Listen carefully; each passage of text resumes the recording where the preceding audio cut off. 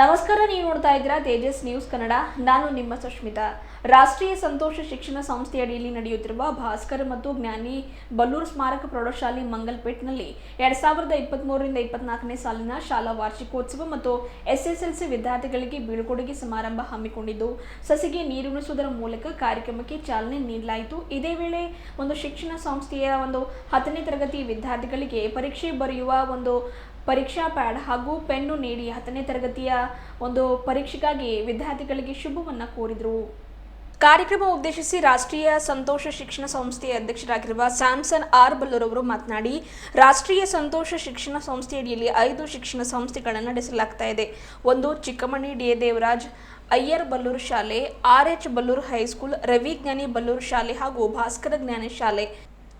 1981ರಲ್ಲಿ ಈ ರಾಷ್ಟ್ರೀಯ ಸಂತೋಷ ಶಿಕ್ಷಣ ಸಂಸ್ಥೆಯನ್ನು ಪ್ರಾರಂಭ ಮಾಡಿದ್ದು, 1981ರಲ್ಲಿ ಚಿಕ್ಕಮಣಿ ಡಿ ದೇವರಾಜ ಶಾಲೆಯನ್ನು ಕೂಡ ಪ್ರಾರಂಭ ಮಾಡಲಾಗಿತ್ತು.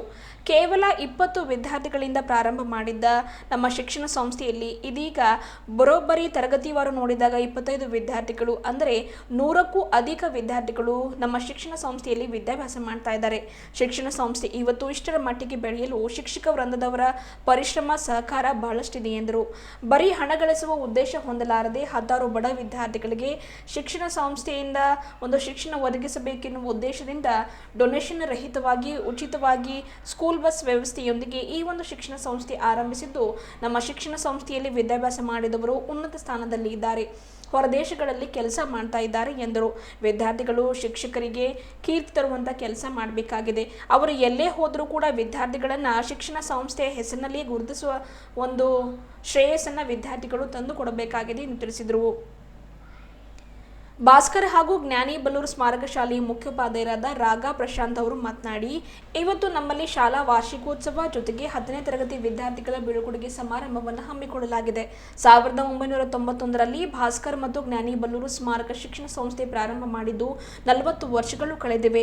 ಅತಿ ಮುಖ್ಯವಾಗಿ ಗ್ರಾಮೀಣ ಭಾಗದ ಬಡ ವಿದ್ಯಾರ್ಥಿಗಳಿಗೆ ಉಚಿತವಾಗಿ ಶಿಕ್ಷಣ ನೀಡಲಾಗ್ತಾ ಇದೆ.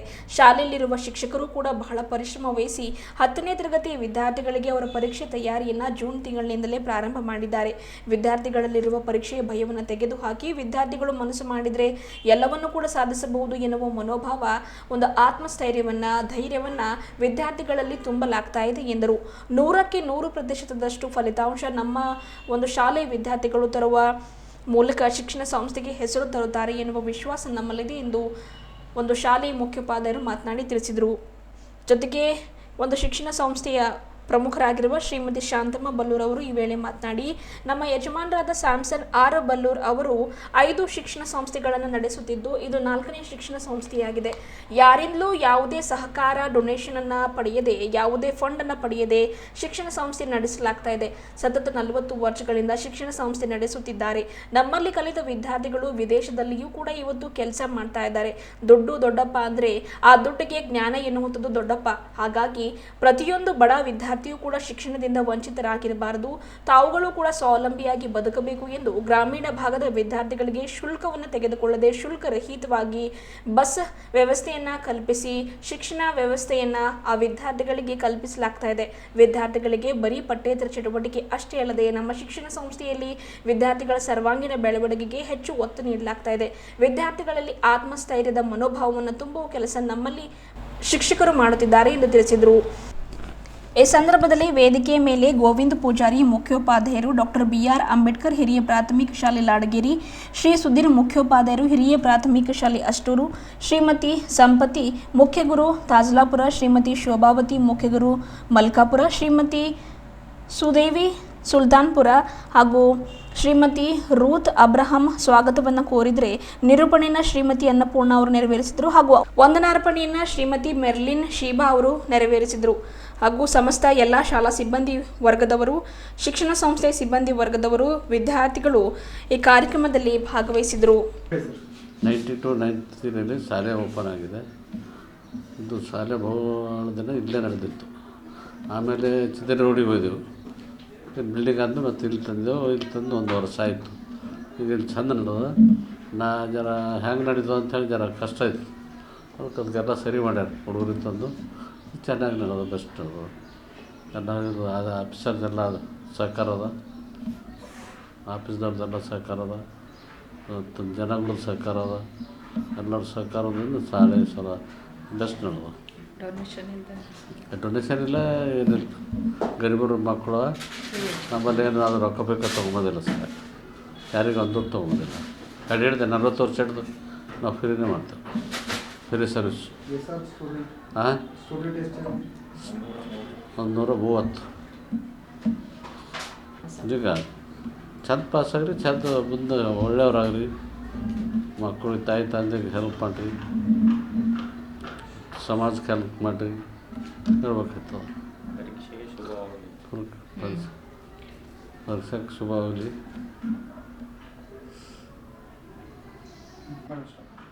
ಜ್ಞಾನ ದೇಗುಲವಿದು, ಇದು ತಲೆಬಾಗಿ ಒಳಗೆ ಬನ್ನಿ ಅಂತ ವಿದ್ಯಾರ್ಥಿಗಳನ್ನು ಕರೆಯುತ್ತಾ, ಇದು ನಮ್ಮದು ಭಾಸ್ಕರ್ ಜ್ಞಾನಿ ಬಲ್ಲೂರು ಪ್ರೌಢಶಾಲೆ ಅಂತ. ಈ ಶಾಲೆ ನಮ್ಮದು 4ನೇ ಶಾಲೆ ಇರ್ಬೋದು. ನಮ್ಮ ಸೊಸೈಟಿಯಲ್ಲಿ 5 ಶಾಲೆಗಳು ನಡೀತಾ ಇರ್ತವೆ, 2 ಪ್ರೈಮರಿ 3 ಹೈಸ್ಕೂಲು. ಇಲ್ಲಿವರೆಗೆ ಈಗ ಸುಮಾರು 40 ವರ್ಷದಿಂದ ನಮ್ಮ ಯಜಮಾನರು ಸಂಸ್ಥೆ ನಡೆಸ್ಕೊತ ಬಂದಿದ್ದಾರೆ. ಎಲ್ಲ ಒಳ್ಳೆ 30-40 ಬ್ಯಾಚ್ಗಳನ್ನು ಹೋಗಿದ್ದಾವೆ. ಎಲ್ಲ ಮಕ್ಕಳು ಸರಿಯಾಗಿ ಓದಿ ಭಾರತದಲ್ಲಿ ಅಷ್ಟೇ ಅಲ್ಲ ವಿದೇಶದಲ್ಲೂ ಹೆಸರು ಗಳಿಸಿದ್ದಾರೆ. ಇಲ್ಲಿನ ಮಕ್ಕಳು ಮುಂದೆ ಒಳ್ಳೆ ರೀತಿಯಿಂದ ಹೆಸರು ಗಳಿಸಲಿ. ಯಾಕಂದ್ರೆ ಜ್ಞಾನ ವಿದ್ಯೆ ಏನಂತಾರೆ, ದುಡ್ಡು ದೊಡ್ಡಪ್ಪ ಆದರೆ ವಿದ್ಯೆ ಅವರಪ್ಪ ಅಂತ ನಾವು ನಂಬ್ಕೊಂಡೀವಿ. ಹಾಗಾಗಿ ವಿದ್ಯಾಸಂಸ್ಥೆನೇ ಯಾಕೆ ತೆಗ್ದಿದ್ದೀವಿ ಅಂದ್ರೆ ಮಕ್ಕಳು ಭವಿಷ್ಯ ಉದ್ಧಾರ ಮಾಡಬೇಕಂತ ಈ ಸಂಸ್ಥೆಯನ್ನು ನಡೆಸ್ತಾ ಇದ್ದೀವಿ. ಈ ಸಂಸ್ಥೆಗೆ ಆದಷ್ಟು ಯಾರದೇ ಸಹಕಾರನೂ ತಗೊಳ್ಳಲ್ದೇ ಒಬ್ಬರಲಿಂದನೇ ನಡೀತಾ ಇದೆ. ಇದು 1 ಮ್ಯಾನ್ ಆರ್ಮಿ ಇದ್ದಂಗೆ, ಇದಕ್ಕೆ ಯಾರದೇ ಸಹಾಯ ಸಹಕಾರ ಇಲ್ಲ. ಬಟ್ ನಮ್ಗೆ ಸರ್ಕಾರ ಆಗಲಿ ಸೊಸೈಟಿದವರಾಗಲಿ ನಮ್ಮ ಎಲ್ಲರೂ ಒಳ್ಳೆ ಸಹಕಾರ ಕೊಡ್ತಿದ್ದಾರೆ. ಒಳ್ಳೆ ಸ್ಟಾಫ್ ಇದೆ ನಮ್ಮ ಹತ್ರ. ಕಷ್ಟಪಟ್ಟು ಪ್ರತಿಯೊಬ್ಬೊಬ್ಬರು ಒಂದೊಂದು ಹಳ್ಳಿಗೆ ಹೋಗಿ ವ್ಯಾನ್ ಫೆಸಿಲಿಟಿ ಮಾಡಿ ಆ ಮಕ್ಕಳಿಗೆ ವ್ಯಾನ್ನು ಫ್ರೀ ಮಾಡಿದ್ದಾರೆ. 3 ವರ್ಷ ಮಕ್ಕಳಿಗೂ ವ್ಯಾನ್ ಫ್ರೀ ಮಾಡಿ ಹಳ್ಳಿಲಿಂದ ಮಕ್ಕಳನ್ನ ತಂದು ಈ ಸಂಸ್ಥೆ ಬಳಸ್ತಾ ಇದ್ದಾರೆ. ಅದಕ್ಕೆ ಎಲ್ಲ ನಮ್ಮದು ಸ್ಟಾಫ್ದವರಿಗೂ ಧನ್ಯವಾದ ತಿಳಿಸ್ತೀವಿ, ಮತ್ತು ನಮ್ಮದೆಲ್ಲ ಸಂಸ್ಥೆ ಅಧ್ಯಕ್ಷರಿಗೂ. ಆಮೇಲೆ ಈಗ ಹೋಗ್ತಕ್ಕಂಥ 10ನೇ ಮಕ್ಕಳಿಗೂ ಆಲ್ ದ ಬೆಸ್ಟ್ ಹೇಳ್ತಾ, ಮುಂದಿನ ಫ್ಯೂಚರಲ್ಲಿ ಇದು ಫಸ್ಟ್ ಸ್ಟೆಪ್ ಅದ. ಈ ಸ್ಟೆಪ್ಪನ್ನು ನೀವು ಒಳ್ಳೆ ರೀತಿಯಿಂದ ಉಪಯೋಗ ಮಾಡಿಕೊಂಡ್ರೆ ಮುಂದೆ ಒಳ್ಳೆ ಭವಿಷ್ಯ ಇರ್ತದೆ. ಎಲ್ಲರೂ ಒಂದೇ ಸಲ ಪಾಸಾದವರು ಇರಲ್ಲ. ಮಕ್ಕಳು ಎಲ್ಲರೂ ಕೆಲವೊಂದು ಸಲ ಏನೇನೋ ಸಣ್ಣ ವಿಷಯಗಳಿಗೆ ಆತ್ಮಹತ್ಯೆ ಮಾಡ್ಕೊಳ್ಳೋದಾಗಲಿ ಏನೇನೋ ಹಿಂಗೆ ಎಲ್ಲ ಇರ್ತಾವೆ. ಅಂಥದ್ದು ಯಾರೂ ಮಾಡ್ಕೊಳ್ಳಲ್ಲ. ಅದೇ ನಾವು ಗಾಂಧೀಜಿ ಉದಾಹರಣೆ ಆಗಲಿ, ಟೆಂಡೂಲ್ಕರ್ದೆಲ್ಲ ಇಂಥವ್ರು ಉದಾಹರಣೆ ತೊಗೊಂಡು ಅವರೆಲ್ಲ ಜೀವನದಾಗ ಯಾರು 10th ಪಾಸಾಗೆ ಸಕ್ಸಸ್ ಆಗ್ತಾರಂತಿಲ್ಲ. ಪಾಸ್ ಆಗಲಿರ್ಲಂದ್ರೂ ಜೀವನದಲ್ಲಿ ಅವ್ರ ಲೈಫಲ್ಲಿ ಸಕ್ಸಸ್ ಆಗಿ ಒಳ್ಳೆ ಮಾನವರಾಗಬೇಕು, ಮಾನವೀಯತೆ ಗಳಿಸ್ಕೋಬೇಕು ಅಂತ ಹೇಳ್ತಾ ನಂದೆರಡು ಮಾತು ಮುಗಿಸ್ತೀನಿ. ಜೈ ಹಿಂದ್, ಜೈ ಕರ್ನಾಟಕ. ಶಾಂತಮ್ಮ ಬಲ್ಲೂರು. ರಾಷ್ಟ್ರೀಯ ಸಂತೋಷ್ ಶಿಕ್ಷಣ ಸಂಸ್ಥೆ ಅಡಿಯಲ್ಲಿ ನಡೆಯುತ್ತಿರುವಂಥ ಭಾಸ್ಕರ್ ಜ್ಞಾನಿ ಬಲ್ಲೂರು ಸ್ಮಾರಕ ಪ್ರೌಢಶಾಲೆಯಲ್ಲಿ ಇಂದು ಶಾಲಾ ವಾರ್ಷಿಕೋತ್ಸವ ಮತ್ತು 10ನೇ ತರಗತಿ ವಿದ್ಯಾರ್ಥಿಗಳಿಗೆ ಬೀಳ್ಕೊಡುವ ಸಮಾರಂಭವನ್ನು ನಾವು ಆಯೋಜನೆ ಮಾಡೀವಿ. ಈ ಒಂದು ಸಂಸ್ಥೆ ಈಗಾಗಲೇ ನಾನು ತಿಳಿಸಿದ ಹಾಗೆ 1991ರಲ್ಲಿ ಪ್ರಾರಂಭವಾಗಿ ಇಲ್ಲೇ ಮಂಗಲ್ಪೇಟ್ನಲ್ಲೇ ಈ ಶಾಲೆ ಪ್ರಾರಂಭವಾಗಿ ಸುಮಾರು 40 ವರ್ಷಗಳಿವೆ. ಒಂದು ಹಳ್ಳಿಯಿಂದ ಬರುವಂಥ ಬಡ ವಿದ್ಯಾರ್ಥಿಗಳಿಗೆ ಸಂಸ್ಥೆಯವರು ಯಾವುದೇ ನಿಶ್ಶುಲ್ಕವಾಗಿರುವಂಥ ಒಂದು ಸಂಸ್ಥೆ, ಆ ಒಂದು ಶಾಲೆ ಅಂತಂದರೆ ನಮ್ಮ ಶಾಲೆ ಅಂತ ನಾನು ಈ ದಿವಸ ಹೆಮ್ಮೆಯಿಂದ ಹೇಳ್ಕೊಳ್ಬೋದು. ಸಂಸ್ಥೆಯಲ್ಲಿ ಇರುವಂಥ ಶಾಲೆಯಲ್ಲಿರುವಂಥ ಎಲ್ಲ ಶಿಕ್ಷಕರು ಅತಿ ಶ್ರದ್ಧೆಯಿಂದ 10ನೇ ತರಗತಿ ಮಕ್ಕಳಿಗೆ ಯಾವ ರೀತಿ ಸಜ್ಜು ಮಾಡಬೇಕು ಆ ರೀತಿ ಸಜ್ಜು ಮಾಡಿ ಪರೀಕ್ಷೆಗೆ ಸನ್ನದ್ಧರಾಗಿ ಮಾಡಿದ್ದಾರೆ. ಯಾವುದೇ ಒಂದು ಮುಖ್ಯೋಪಾಧ್ಯಾಯನಾಗಿ ಈ ಸಂದರ್ಭದಲ್ಲಿ ಹೇಳಕ್ಕೆ ಬಯಸ್ತೀನಿ, ಈ ವರ್ಷದಲ್ಲಿರುವಂಥ ನೋಂದಣಿಯಾದಂಥ ಪ್ರತಿಯೊಂದು ವಿದ್ಯಾರ್ಥಿ ಅತಿ ಹೆಚ್ಚು ಅಂಕ ಗಳಿಸಿ ನಮ್ಮ ಶಾಲೆಗೆ 100ಕ್ಕೆ 100% ಒಂದು ಫಲಿತಾಂಶ ಕೊಡುವ ನಿಟ್ಟಿನಲ್ಲಿ ನಮ್ಮ ಶಿಕ್ಷಕರಿಂದ ಕೆಲಸ ಮಾಡಿದೆ ಅಂತ ಈ ಸಂದರ್ಭದಲ್ಲಿ ನಾನು ಹೇಳ್ತಾ ನಂದು ಮಾತು ಮುಗಿಸ್ತೀನಿ. ಧನ್ಯವಾದಗಳು. ನಾನು ಪ್ರಶಾಂತ್ ರಾಗ ಅಂತ ಈ ಒಂದು ಶಾಲೆಯ ಮುಖ್ಯ ಉಪಾಧ್ಯಾಯನಾಗಿದ್ದೇನೆ. ಇನ್ನು ಮುಖ್ಯವಾಗಿ 10ನೇ ತರಗತಿಯ ಮಕ್ಕಳಿಗೆ ತುಂಬಾ ಒಂದು ಸ್ಪೆಷಲ್ ಡೇ ಆಗಿರುತ್ತೆ, ಸ್ಪೆಷಲ್ ಆಗಿರ್ತಕ್ಕಂಥ ವಿಶೇಷ ದಿನ ಆಗಿರುತ್ತೆ. ಎಷ್ಟು ಸಂತೋಷ ಇದೆನೋ ಅಷ್ಟೇ ಒಂದು ಬೇಸರ ವ್ಯಕ್ತಪಡಿಸ್ತಕ್ಕಂತಹ ದಿನ, ಸಿಬ್ಬಂದಿ ವರ್ಗದವರಿಗಾಗಿರ್ಬೋದು ಅಥವಾ ಮಕ್ಕಳಿಗಾಗಿರ್ಬೋದು.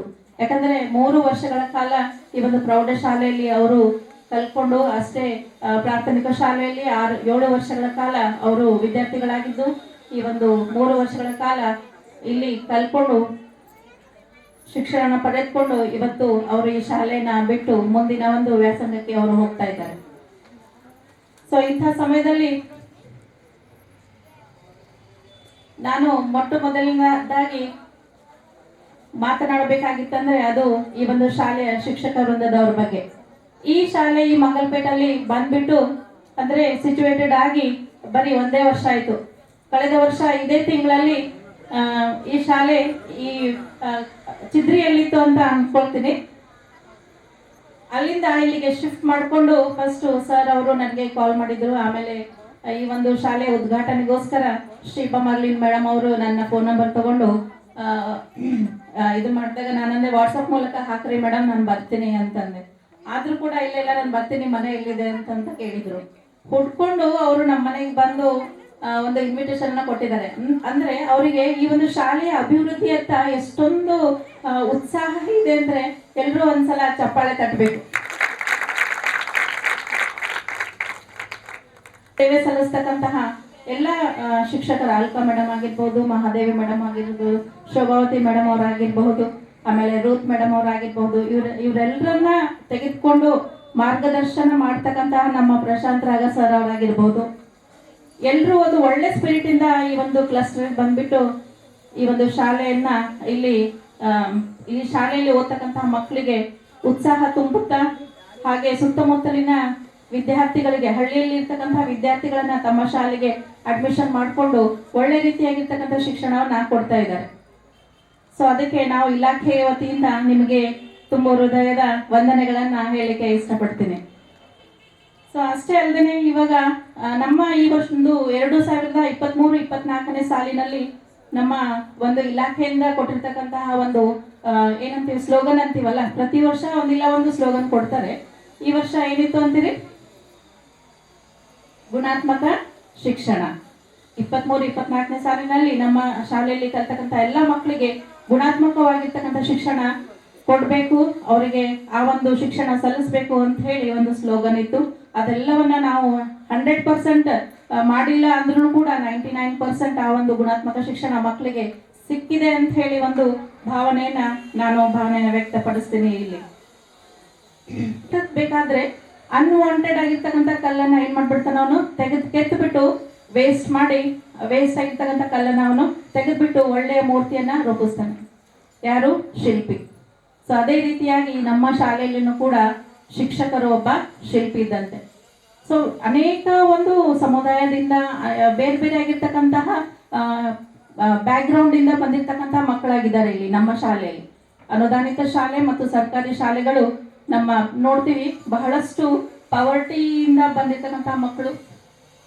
ಸೊ ಇಂಥ ಮಕ್ಕಳನ್ನ ನೋಡ್ರಿ, ದೊಡ್ಡ ದೊಡ್ಡ ಶಾಲೆಗಳಲ್ಲಿ ಹುಷಾರಿರ್ತಕ್ಕಂತಹ ಮಕ್ಕಳಿಗೆ, ಟ್ಯಾಲೆಂಟೆಡ್ ಮಕ್ಕಳು ಅಲ್ಲಿ ಇರ್ತಾರೆ, ಅವರಿಗೆ ಶಿಕ್ಷಣ ಕೊಡೋದು ಬಹಳಷ್ಟು ಈಸಿ.